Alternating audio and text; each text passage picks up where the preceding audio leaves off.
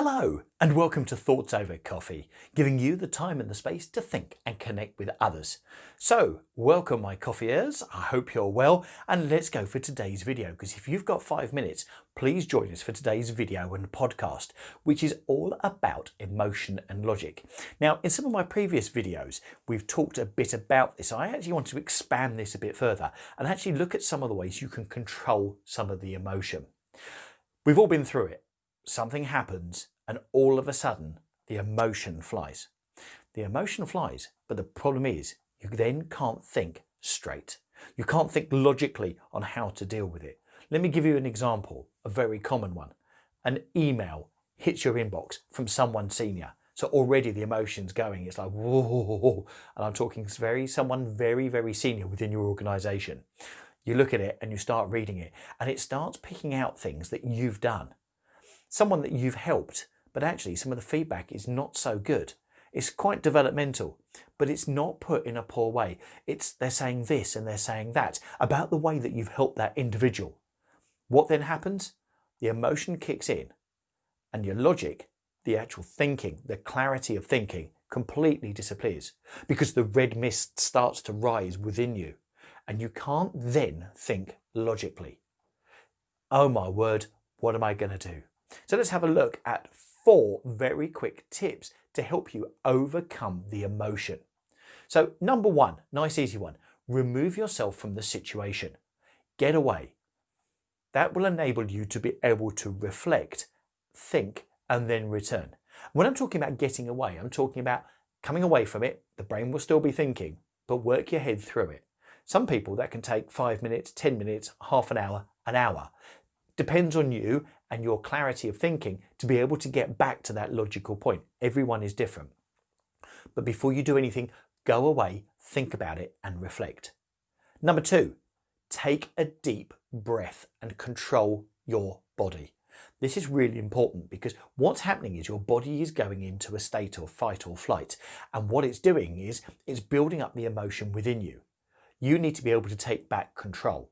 To do that, take deep breaths for it to be enabled you to take control. Now, this is great in interviews.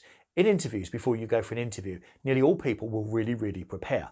But there will always be something slightly left field in an interview where they'll ask you a question that you weren't necessarily expecting or ask you something which is like, oh, no, definitely wasn't thinking that. That's come a bit left field. What you need to be able to do in those scenarios is to control your breath and control your body and take back control over the emotion. And for that, it's a very simple take in a deep breath, count to 7 in your head to allow you to be able to regain the thought process. This is also good if you're a reflector. Lots of really strong reflectors need 7 seconds to be able to take things in. What's really interesting is if you time 7 seconds on your watch, you may think it's an eternity. To someone else, it's not. You're thinking and considering, so it's okay. Okay, point number 3 is bounce it off another person. Now, this is why mentors are really good, that you can go to someone who's independent to go and talk through a situation, talk through the emotion, who will be able to see things. Why will they be able to see it? Why will they be able to present it with logic? Because they're not feeling the same emotion you are. They are emotionally detached from whatever it is that you are bouncing off them. Therefore, that's why when you talk to another person, and the old phrase, a trouble shared is a trouble halved, is because that individual can see things logically. They haven't got the emotional baggage with it, and help you then to see it by talking it through. And the 4th and final thing, which is make sure you prepare well for the situation. Now, in a lot of times, if you take emergencies, for instance, you could be in a situation where there's an emergency, but because you've been so well trained, so well drilled, and this happens a lot in businesses, in all sorts of places like that, where you have a fire emergency exit or fire emergency routes, they are so well drilled into you that when that sort of thing happens and you have that situation that occurs, you are then able to follow the root part within your brain because it's been so well trained that you can follow that through and then get out the other side without having to think logically because you've been well prepared for it. This is also another technique, of course, of why you should always prepare for interviews, because you know that the emotion is going to kick in and the logic won't necessarily be there. You're well prepared. So hence the preparation is really, really key on that one. So there you go. 4 tips to help you overcome emotion in emotion versus logic.